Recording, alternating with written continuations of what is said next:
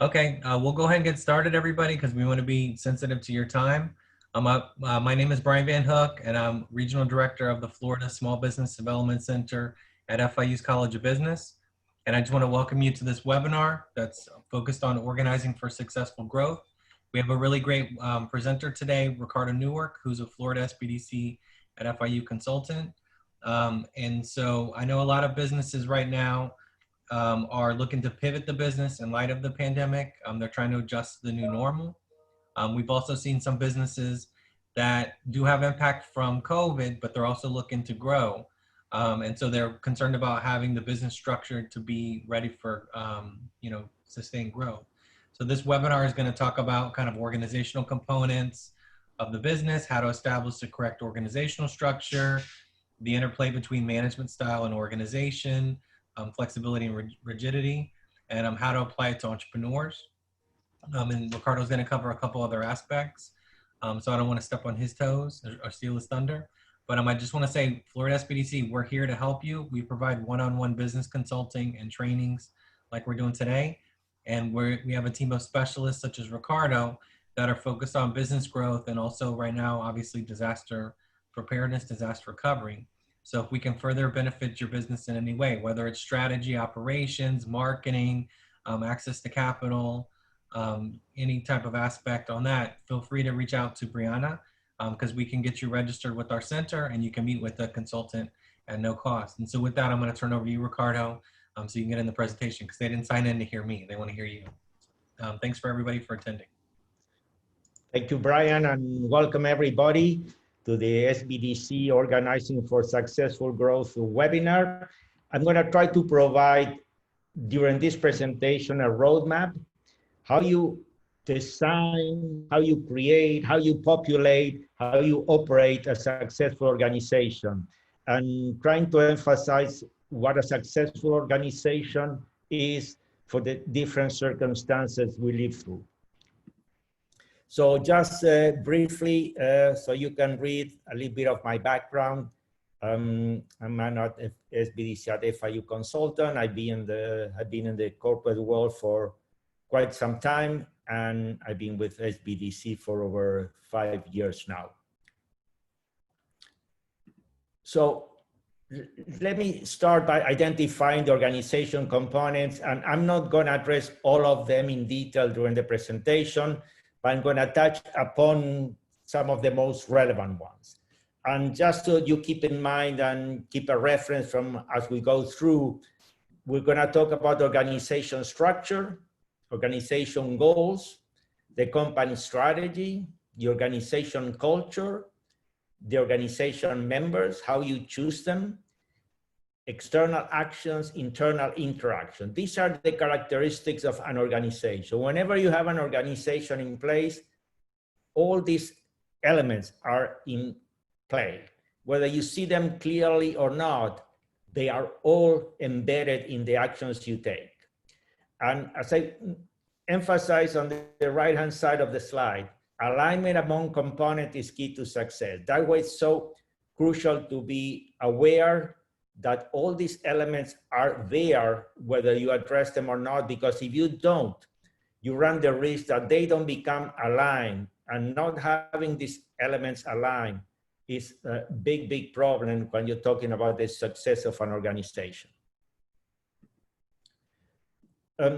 It's difficult to classify organizations by size because there are many circumstances that influence it, but I decided to look at two big elements, number of employees and yearly revenue.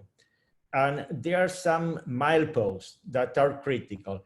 If you are below 10 employees, it's one kind of organization. Once you go past 10, up to 50, then you get into a different kind of situations. And over 50, now you're probably more of an established organization with an ongoing activities and ongoing revenue and customers. If we try to equate that with revenue, before you get to the $1 million, you're still struggling to survive. Once you went past the $1 million mark, you're probably gonna be there for a while. And after you go past the $5 million mark, now you have a company where you probably need to look at functions and people with assigned roles and responsibilities. So these are, again, might be artificial, but I think they're relevant mileposts to look at organizations. Now, the industry you're in is crucial for your organization. Not all industries organize successfully the same way. Whether you're selling a product or providing a service, whether you're manufacturing or selling or both, whether your company is selling, producing software or hardware, different organization, whether you do business to business or business to consumer, different approach. Whether you do direct sale or indirect sale means with a direct sales organization, indirect sale means through channels, is a different structure.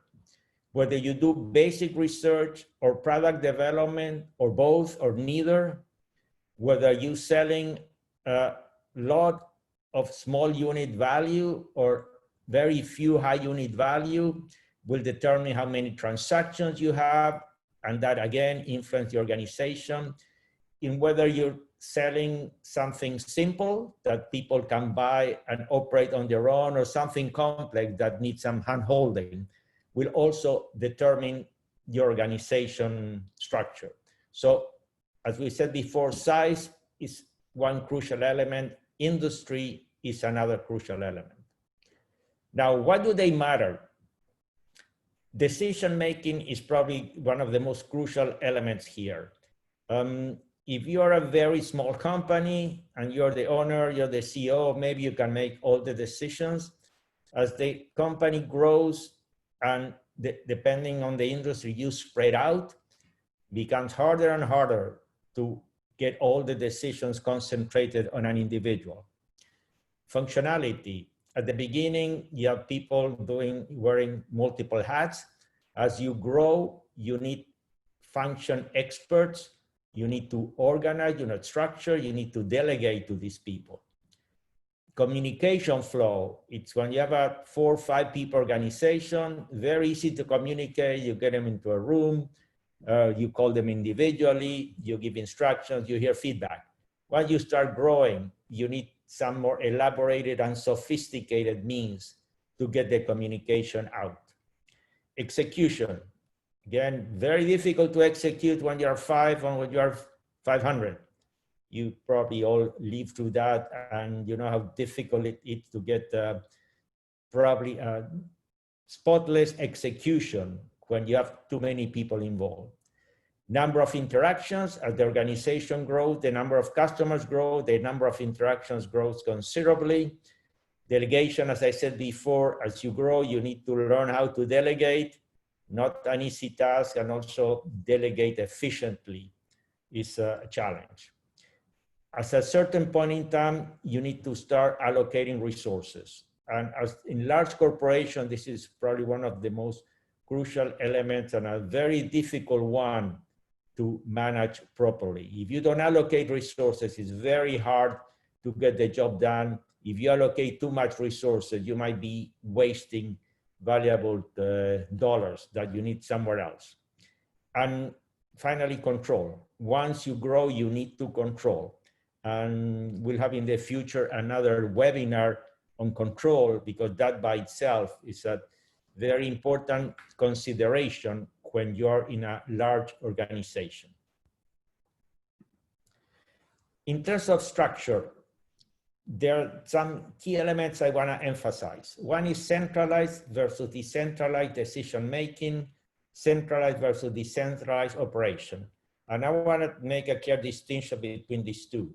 You can have a very centralized decision-making, but the operation is spread out in the field, and you let them operate on their own. Or you can have decentralized decision-making, where you might have multiple stores, let's say, all over the country, and you let them set up their own policies. So you can have really all the combinations, centralized decision-making, centralized operation, decentralized one or the other. Span of control, very early on, as you start growing, you need to define how much of a pyramid your organization is. It's going to be very flat, or it's going to have multiple levels, and there are pros and cons to each of that. Rigidity and flexibility, we'll get into more detail on that. It's important to be aware of how your organization is operating, whether it's really a rigid organization or a flexible organization, and not make it happen by default. You need checks and balances, given that different people might be doing different things. You want to make sure that the organization by itself takes care to avoid any major deviation that an individual might create. That's what's called checks and balances. And the level of risk-taking that the owner or the CEO is willing to take also greatly influences the organizational structure. In terms of how you design the organization, you need to create the boxes where people are going to operate. You need to create the procedures. You need to create the processes. There are several things to keep in mind. Company goals is very important. Whether you want to grow 10% a year or 100% a year, whether you want to diversify or stay in a given direction, whether you want to be the number one or you want to build and also run. So company goals are very important. That's where you start. You don't start building an organization until you know exactly what you want to accomplish. The owner's vision, owners have a lot to do, in particular where companies are still relatively small. That vision has to be crystallized, possible putting in writing and understood by everybody in the organization. Need to identify the business priorities. As you probably know by now, it's impossible to give priority to everything, because that means that nothing has priority. So each business within its industry and within its goals have different priorities. How these priorities operate is a key consideration how you design the organizational structure. Which are the key functions? Which stage of the company development you are? As I said before, you can look at number of employees, you can look at revenue, organization size. Again, you have 1 employee, 5, 10, or 50. What industry you're in, we talked about before. What your target market geography.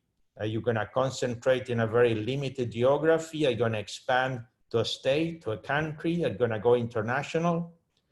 And lately, the scalability. Are you running a business that can be scaled up and grow rapidly, or you have a unit that will just grow organically over time?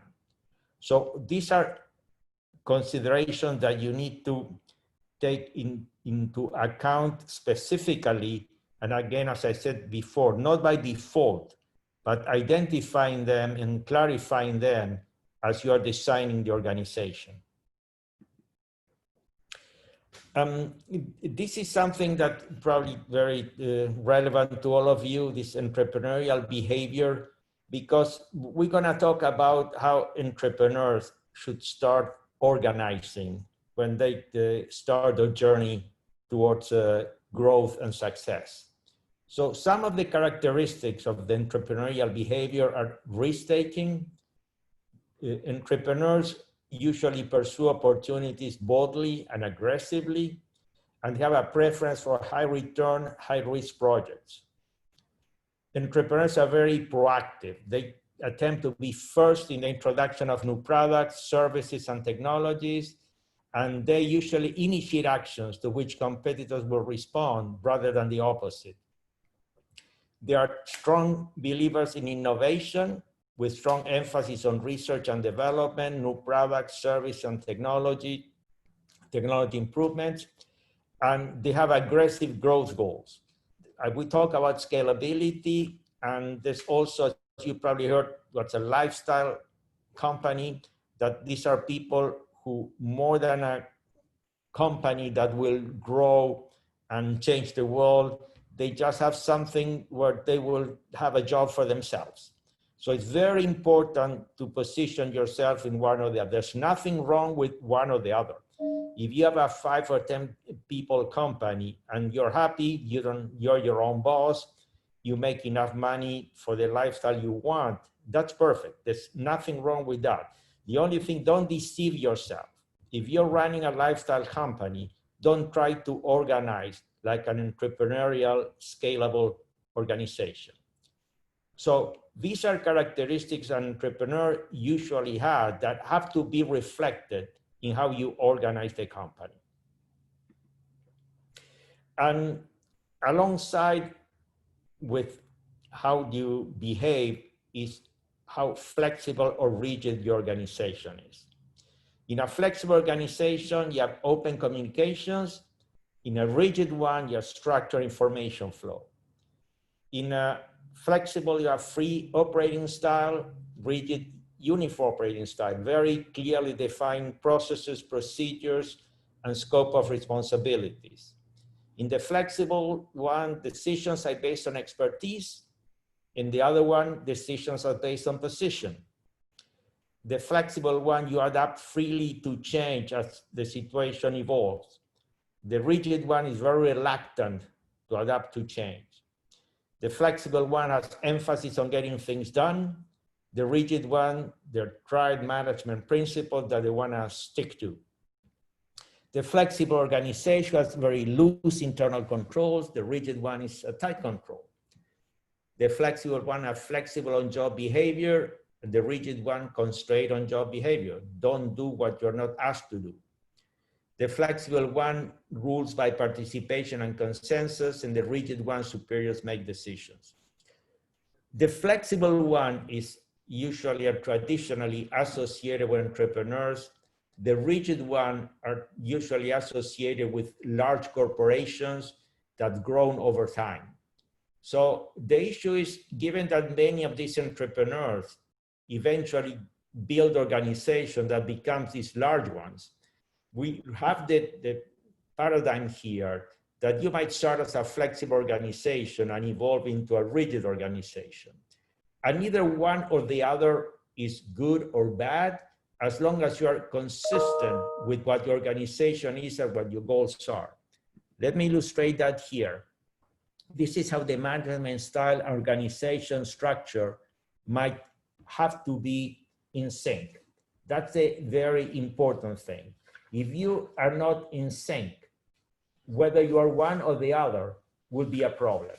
So in this chart, you have on one side the management style, and on the other side, the organization structure. If you have a conservative management style and a rigid organization, you end up with a bureaucratic firm, a very efficient bureaucratic firm. If you have a running at the several $1 billion organization, you probably need to be conservative. And in order to be, if you are conservative, you need to have a rigid organization structure to be efficient. If you're conservative, and we know the other quadrant, and you are flexible in your organization structure, you have an unstructured and adventurous firm, and you're in trouble. You don't want to have a flexible organization structure when you're a conservative, have a conservative management style.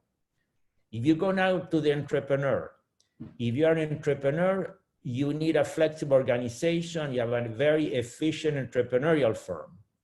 Again, if you're an entrepreneur and you develop a rigid organization structure, you have a pseudo-entrepreneurial firm that's not successful.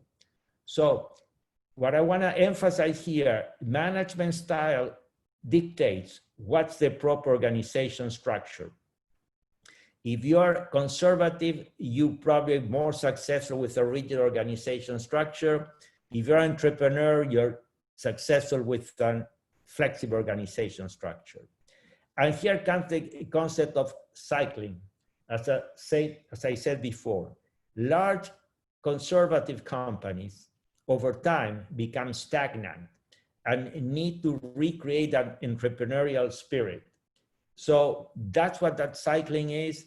And you see many times large conservative companies try to reinvent themselves. Either they create a sector of the company that starts doing on entrepreneurial things, or they try to instill an entrepreneurial spirit into the company. The same thing with entrepreneurs. Entrepreneurs, as they grow, become more conservative and become more rigid. So the challenge here is how to go from the lower left quadrant to the upper right quadrant and vice versa without getting diverted to the other two quadrants. How you can evolve from an entrepreneur with a flexible organization to a conservative, rigid organization. The challenge, as I said before, don't get trapped in the middle. If you have a flexible organization, you're an entrepreneur, and you evolve into a more conservative management style, you will need a more rigid organization to succeed.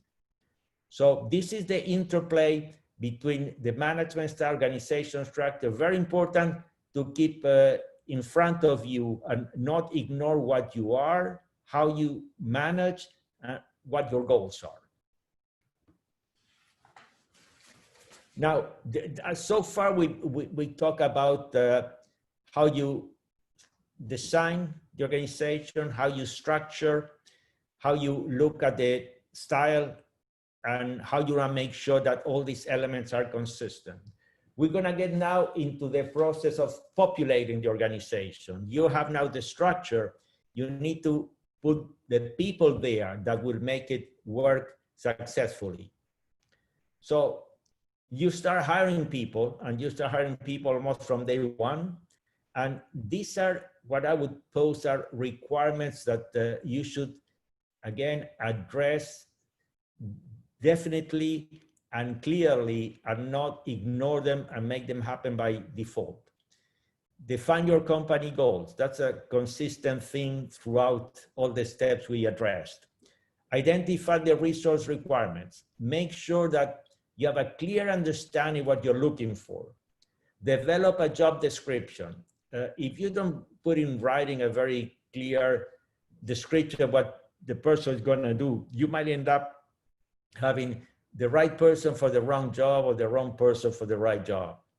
Set the compensation package, search the candidates, interview, hire them, and train them. I'm going to be talking about each of these individually, but this gives you, again, a kind of a roadmap, how you go from the very beginning to the moment you have resources in place operating the company.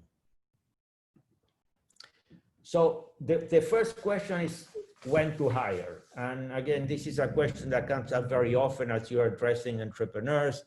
How do I decide? Do I bring more people? How many more people do I bring in?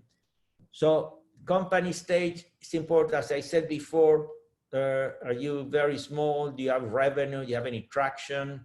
You have recurring revenue? And affordability. You cannot bring people you cannot pay, though we're going to see later there are many ways to compensate individuals. But whichever way you approach, make sure you can afford it. What are your growth expectations and what are your specific know-how requirements? So if you're falling short in any of this, it's very difficult to hire.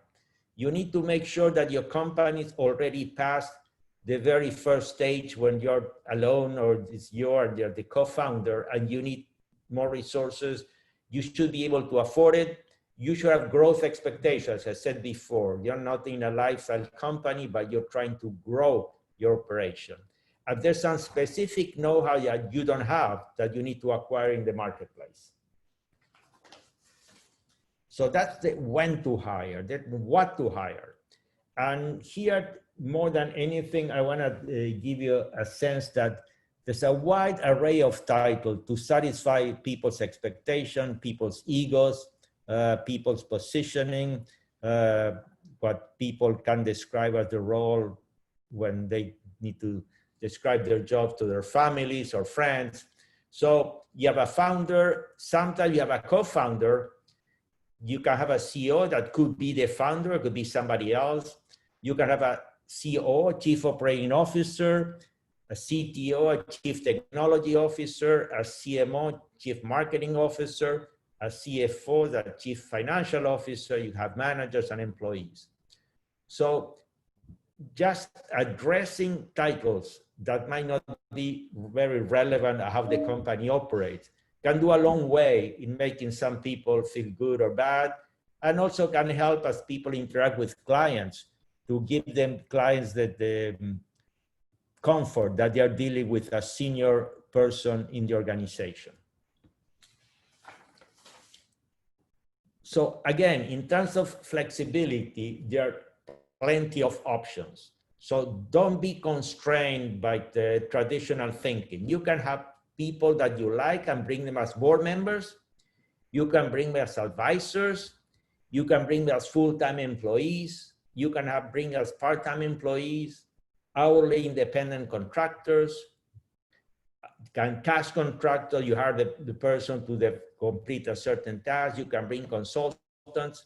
So don't think that every time you need some help or some knowledge, you have to hire a person, have an employee, a regular employee with full benefits. You have many, many options depending on the circumstances, depending on individual, to satisfy the company needs. And as the company evolves, these requirements keep evolving. So now that assume you decided it's time to hire, I know what I need to hire, and I know what the options I have in terms of titles or positions. The next question is what you look for when you're trying to hire somebody. So my proposal is you look at individual capabilities and background. You look for a fit with the position requirements. You look for alignment with the company goals. You want to fit with the company culture. You want to make sure that you have a common understanding of compensation, and that the person, if the job so requires, will be able to do teamwork. Each of these ones, again, try to make them explicit. Try to explain to yourself and to your partners, what are you looking for? And the number one, individual capabilities and background, is the most common one. But if you don't follow the other ones, you might end in trouble. And as I'm going to emphasize again, it's relatively easy to hire somebody. It's very difficult to let somebody go. So the individual not only have to have the capabilities, have to be a good fit with the position requirements. That's why the job description is so important. Has to be aligned with the company goals. If the person wants a steady job and no headaches, and you're in a high-flying, high-growth company, it might not be the good alignment. Fit with the company culture. I have, as I said before, it's a rigid organization, it's the flexible organization, it's an open culture, it's a very traditional culture. Compensation, we're going to address that, and there are many ways to address compensation, but at the end of the day, there's a compensation package that should be in line from the company and the person being brought on board. And being able to do teamwork is something very difficult to assess beforehand, but keep it in mind when you bring somebody new to your organization. Moving now to one of the probably the more debatable one is the compensation. And again, let me open up to the fact that there are many options. You need to be creative again. It's not that you're saying, tell me what salary you want, and that's the end of the conversation. And let me give you some examples. You can talk about the initial level or the future level. I mean, when you are at the high, fast-growing organization, you can have a conversation with individuals. This is what I can pay you today, but if my goals are materialized and I count on you to make them happen, your future organization might grow by so much and so much by such and such a time. And some people are happy to participate in that journey and will be willing to sacrifice some income today from higher income in the future. Labor market considerations, again, are there many resources like the one you're looking for available, or are they in short supply and there's a big supply-demand issue that drives their compensation up? In terms of components, there is a salary component most of the time, not always. You can put a bonus, you can put benefits, you can put profit sharing, you can put stock options, give the person stock. You can put a vesting period, and you can have a fixed and variable structure. You can have commissions that depend on sales, commissions that depends on certain success factors. So don't get discouraged if the person you want is probably not directly reachable with a salary. Be creative and design a package that makes sure that if the person wants to join the organization, perhaps you can satisfy the person's needs in a creative way. The key thing, as I'm emphasizing on the bottom, compensation and incentives must be aligned with strategy. You want to pay people for doing what you want the company to achieve. This is very crucial. Very often you see a mismatch here where people maybe lower in the organization gets compensated to do certain things, and somewhere else in the organization, people are trying to do something different. Try to make sure that these two things are aligned with the strategy. You first need a strategy, then you need the goals, and then you develop your compensations and incentives. So now you know what you're looking for. You probably know the title, you know the compensation, how you go about finding the person. So many sources, referrals usually turn out to be the most popular ones. Somebody you know, somebody you know who knows somebody else, somebody who tells you about some good word about somebody. Plenty of internet sites where you can post your search or people post themselves. That LinkedIn is one that's becoming very popular. Known individuals, you might know somebody from previous interactions, from references, from professional meetings, from other sources. Usually if you know something rather than nothing, that is somebody coming from unknown source, it's probably an advantage. Sometimes competitors are a good source of resources. Sometimes if you want to get into a business where there's some established competitors, you might reach out into their competitors' employees, as sure as you make sure you do it ethically, to try to lure somebody to come work with you. As long as you don't do anything unethical or illegal, that's probably a good source. And you have also recruiters. These are third parties who will probably do the search for you. The problem is they will charge you. They might charge you 20, 30% of a year's salary. They do a good job. They search, they do the interviewing, and they bring you some finalists. But that's usually a pretty expensive process for most startup companies. But there are many ways to go about it. Again, many of these you can do yourself, depending on the organization. You have a human resources individual or department, they can do it for you. I can always look for third parties. Now you got the individual, now you need to go to the difficult part. You have to do an interview process. Is this the individual I want to bring on board or not? So some recommendations: have multiple interviewers. Don't just have one person, even if it's yourself. Do the interview and be satisfied. Have multiple people interview the candidate and then change notes, comments, and always refer back to what we said before. Is this individual is a fit with the organization, is a fit with the goals, is a fit with the structure, that will he participate in teamwork. Make sure the person match with the job description. As you go through the interview, bring up what that role requires and put in front of the person to make sure the person feels comfortable and looks capable or achieving those goals described in the job description. Fit with the company values. Again, as I think there's some ethical values, some working values, some growth values. There are a lot of things that maybe sometimes loosely defined that bring together what the values are. Bring them up and make sure you test the individual for the reasonable fit with them. Same thing aligned with the company culture. And culture for a company is, again, a word maybe not greatly defined very specifically, but it's everything that has to do with the way the company behaves, how do they relate among employees, how they relate to customers, how they relate to the community. And there are many different cultures. There's not necessarily one right or one wrong. The important thing is an alignment inside the company in terms of which direction you're going.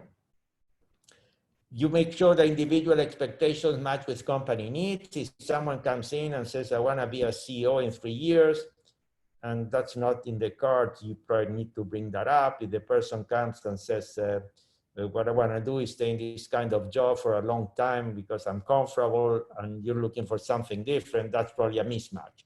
So try to speak up of what the company needs and try to match it what the individual wants. And then make sure you have agreement on compensation, and remember you have a lot of tools at your disposal in terms of the compensation structure and in terms of title. That is also an element that for many people become pretty important. So let me finalize with the organization culture, what I just mentioned before. Difficult to grasp, but crucial to keep in mind. What's inside the organization culture? Your values. And values are, again, could be honesty, could be hard work, could be help the community, could be the relationship with the employees. All that becomes the values of the company. And to a great extent, they are dictated by the founder or eventually the CEO. Management style, as I said before, we are an entrepreneurial company, are more a conservative company. That needs to be clear because the way you operate is different. The company history has a big bearing on this culture. Even companies been around for 50, 100 years. Even at some point in time, they had a founder that instilled the company of certain values. Those values might evolve over time, but usually the strong track record of how the company behaves, that is difficult to erase completely. The environment has a big impact. The political, economic, and competitive environment, and something that sometimes we can't control it. Political environment, usually we cannot control. The economic plan or the economic situation in the market in which you operate, we cannot control either. And how much competition is there, we cannot control either. So these are elements that are very important to your culture that evolve over time and you cannot control, but you need to have some references how you deal with them. It's not that you have something just in concrete, but you have some behaviors, attitudes, tools to deal with the environment. And also the expected behavior. You expect people to behave a certain way. And that becomes very evident once you work in a company. People tend to behave a certain way. And it's important to understand that and make sure it's understood by the employees. But two elements to highlight. One is alignment with the strategy. The culture, the strategy, the goals, and the organization needs to be aligned. I said before, and I keep re-emphasizing this, alignment in almost everything you do in your company is crucial. It's the best way to make sure you don't dilapidate resources. You have limited resources. If the ones you have are all aligned, there's a potential effect and you multiply the impact. If there's disalignment, there's a lot of doing and redoing and inside fighting that becomes very negative. And then the tone from the top. You can put in writing whatever you want in terms of values and culture. If the top management doesn't behave in line with those values and culture, people won't buy it. It's very, very often corporations, primarily large corporations, put in writing what is politically correct, but the attitudes are totally different. And you see that very frequently where top executives are fired for doing things that were totally against values of the company. And many times those individuals would issue memos or things saying we're this, we're this, we're the other thing, but they don't back those words with behavior. People will find it out very soon and react accordingly. So this tone from the top is very important to convince people that you're for real. So in closing, how we make it all work, everything we saw. Again, clear strategy and goals. Without clear strategy and goals, everything you do might flounder.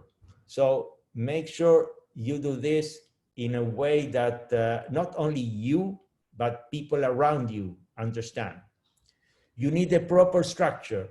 Again, depends on the company stage and the company size, what industry you're in, and what management style you're gonna follow. You wanna make sure that the culture is aligned with the strategy, and the strategy is consistent with the goals. Again, going back to strategy and goals and structure, they're all intertwined and tied together. People have defined roles and responsibilities. People need to know what's expected from them. And this is as simple as that sounds. Many times that's not the case. Usually it's better to have it in writing. Even if it's not, people need to understand what they're expected to do. Very difficult to do what the company expects you to do if nobody tells you clearly what you should be doing. You need to have not only the right position defined in your organization chart, but the right individuals in each position. And while we talk about the recruiting process, goes a long way in this direction. People in the company need to understand the company strategy. Some elaborated statement of strategy that nobody understands or looks elusive or doesn't relate to the day-to-day activity doesn't help. There has to be a strategy, but needs to be understood by the company employees.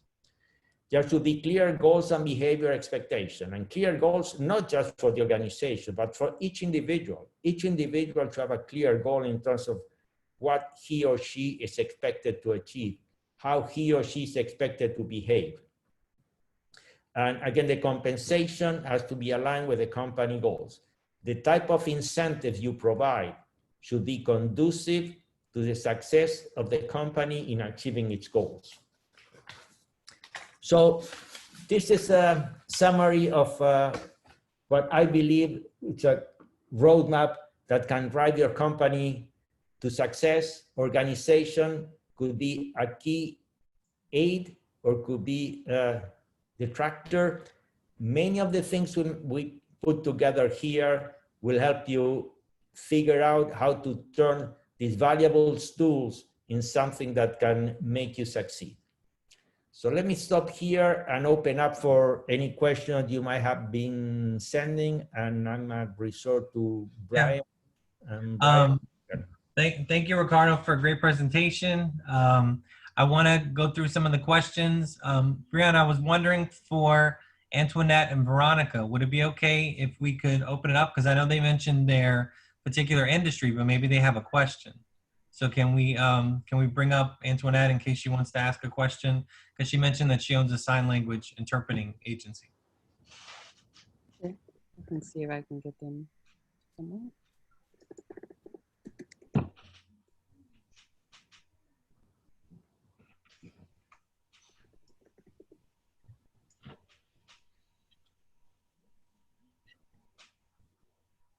I just selected Veronica. So Veronica, if you had any questions, I did give you permission to talk.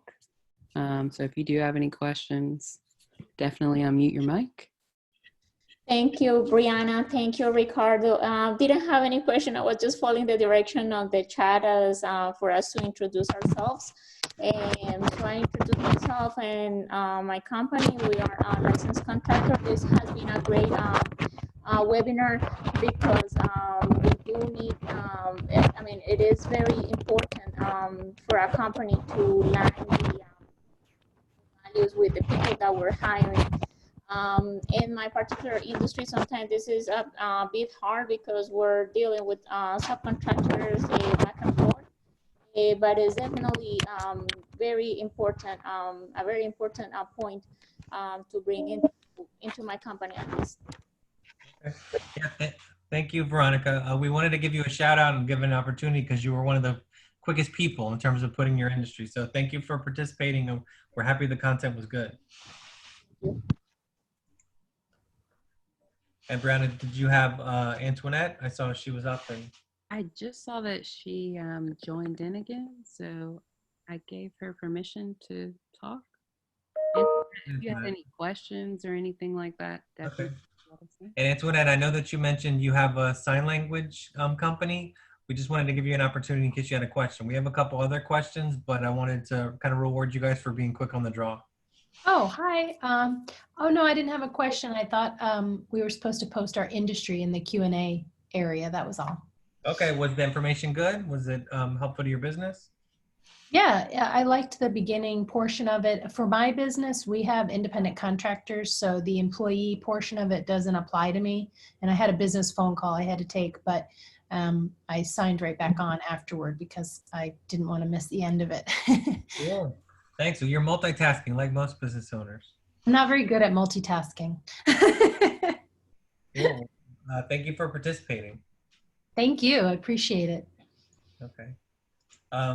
So Ricardo, I can read off the questions for you. Please. Tina's question, well, Tina has two questions. She's keeping you on your toes. Tina asked, is it important to get NDAs from our intended future workforce? It depends on the company and depends on the industry. Usually, everybody who joins a company signs some kind of NDA. Again, depends if you have employees or independent contractors, as we were hearing before. But yes, if you're dealing with proprietary information or product research, yes, you want to have some commitment from your employees in terms of non-disclosure. Could be a formal non-disclosure. Some companies just when they join the company, they agree to a generic non-disclosure. But it's a valid concept that if you have proprietary information in your company, I encourage you to pursue. Cool. And then Tina had a second question. As you expand and grow, should you update your business plan as it changes? Absolutely, yeah. As they say, the business plan is a live proposition. You set up your targets for the next 2, 3, 5 years, and as the time evolves and you achieve some and don't achieve others, yes, I encourage you to constantly keep updating the business plan, reflecting your updated goals and, if necessary, your updated strategy. And then Juan Jose had a question. How would it be good to establish stock options when a startup is starting? Yes, that's the case when usually startups don't have too much cash available. So one way to attract resources is through stock options.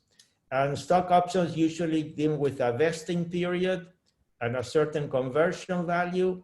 So that way that people can ride on the success of the company. You don't have money to pay them today, but if the company succeeds and eventually the stock can be sold, that is another consideration. Not all stock of private companies is not usually sellable, but eventually when the companies are started as an exit strategy, either the company is sold as a whole to a strategic buyer or the company goes public. At that point in time, the value of the stock options can materialize, and the people who spend the time with you, maybe not receiving salaries during that period, can benefit from the dedication to the company. Thanks. And then we had an anonymous attendee just asking regarding the leadership style. I'm trying to be flexible, but the answer I have received from the other side forces me to think that writing procedures is the only way. Is there any feedback? Yeah, not sure what the other side is. If you're talking about your own company, there shouldn't be the other side. They should all be on the same side. But again, as I said before, if you're an entrepreneur with a flexible company, you're probably going to succeed. If you have an entrepreneurial behavior and start to limit people's activity with strict procedures, you might end up into an inefficient quadrant of the chart I showed. You need to be consistent. If you have a conservative approach, then maybe having a more of a rigid organization is probably right. But if you believe that you are an entrepreneur and you believe that you have this kind of aggressive, risk-taking, variable approach to the market and the growth, then having a flexible organization would be probably a more consistent approach. As I said before, there's no good or bad, but you need to be consistent between the behavior and the structure. Okay. And then Tina had a follow-up just noting that her comment or her question, it was, she was looking to have a direct connection with the UCF, the University of Central Florida interns. So that was just a follow-up kind of to her question that you already answered. And then lastly, Suzanne had a question about having clear goals. Are there any tips to keep in mind and how to be successful at it? Yes, two things. First, that you set goals for the most relevant elements of your company. That could be revenue, could be number of customers, number of revenue producing customers. So first, what are you going to set goals on? And second, make sure that your goals are realistic but aggressive. You don't want to set goals that are so unreal that people give up. And you don't want to set goals that are maybe that the bar is so low that doesn't motivate people. So again, depends on the industry, depends on your own circumstances, but set goals for everything that's relevant. Review them regularly to make sure they are updated and make sure they are realistic, but that they require an effort and they're a stretch. And Ricardo, isn't it for goals and goal setting, isn't it also that they need to be quantifiable? So you need to be able to quantify or measure or track a goal instead of having like a kind of an esoteric goal, basically have something that you can actually track progress to goal? Absolutely, Brian, yes. Not only that you can track progress, but the people understand. When you set goals for the company, the whole organization should understand that. And as you said, if it's not quantifiable, it's very difficult. You have other elements besides the goal in terms, as I said, behavior, culture, attitude that are less quantifiable. But goals, you want to stick to whatever you can measure. And again, when we address control in our upcoming webinar, I'm going to be addressing that specific point. Okay. And then Tina just noted that the NDA question was related to her company because she already has a connection with the UCF intern pool. So it would basically be NDAs for interns from University of Central Florida. Yeah, as long as there are circumstances where, for instance, take our case with the SBDC, we have a non-disclosure commitment. So by the fact that client becomes a client of the SBDC, we consultants already have a non-disclosure agreement commitment.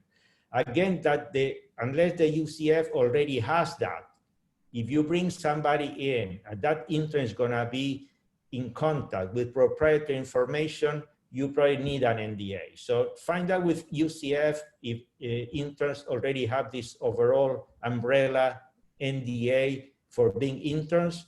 And if they don't, yeah, I suggest you have them sign one.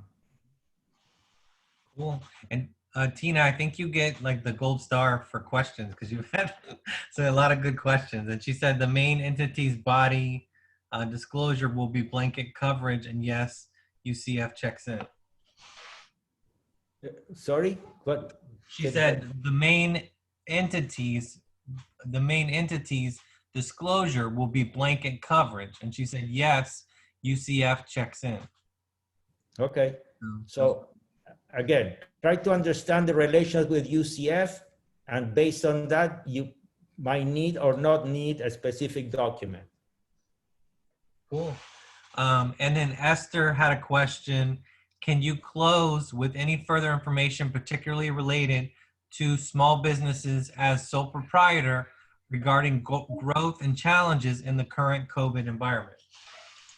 Yeah, that's a good question. That's probably an overpowering consideration today. And the important thing there, I would emphasize to be flexible. Perhaps the way you expected the year to go by is not gonna go that way. Maybe, as Brian said, many companies are pivoting. You need to dig deep into your abilities, into what you have, into your resource, into your customers, into what you can do. Look at the environment around you and say, what do I need to change? What should I do different to survive? You have an example with restaurants that moved to takeout that maybe they never did before, or restaurants that are setting tables on the street, or other businesses that starting the home delivery that didn't do before. So just unfortunately, what you did traditionally might not be the right answer. You need to look at what you're good at. Look at the environment. What would the environment allow you to pursue within your strengths, and try to pivot your company in that direction. At this stage, the important thing is to survive until this situation eventually and someday hopefully will go away. But who knows, maybe as you pivot to other activities, that will become a relevant activity that you might want to continue doing even when we come back to something that we can call more normal. Yeah. And Ricardo, we have like 2 minutes left. Is there one step or kind of like immediate thing that people like loved your presentation? They thought that you were the greatest presenter ever, and they're just so energized and they want to kind of get into their business and really make some changes. What is one kind of first step or kind of big thing that they can do to kind of pivot from the webinar into like action and implementation? Okay, I think we discussed, make sure you have stated goals, make sure you have a clear strategy around those goals, and make sure your organization, your people, your compensation, your resources are aligned with the strategy and your goals. Take some time, step back, look at what you're trying to achieve. Do you have set up goals? Do you have a strategy to get there? Do people understand what you're trying to achieve? And are people aligned in getting there? Those would be probably in a nutshell, the most relevant takeouts from the webinar. Cool. Well, thank you, Ricardo. Thank you for the audience for attending and also for the really great questions. If our center can assist you in any way, feel free to follow up with Brianna if you're in Miami-Dade or the Florida Keys. I know we had some folks from Orlando and around the state. So if you're not in Miami or the Keys, don't worry. We can get you connected because you have a great local SBDC near you. And they have really great consultants that can help you out as well. So just thank you to everybody for their participation. And thanks again to Ricardo for this great presentation. Okay. All right, take care. And everybody, Brianna will send you a copy of the presentation in PDF after the webinar. So stand by for that. All right, take care. Take care, everybody. Bye now.